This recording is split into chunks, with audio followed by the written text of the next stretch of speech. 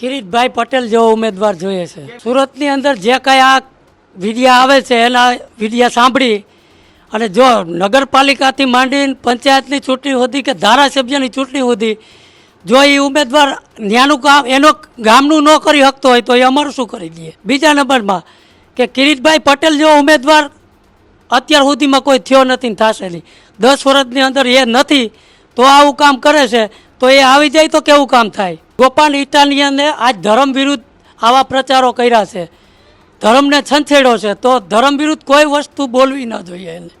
જો એના ગામનું ન કરી શકતો હોય તો એ આપણા ગામનું શું કરી દે, તો આપણા જિલ્લાનું શું કરી દે, આપણા રાજ્યનું શું કરી દે.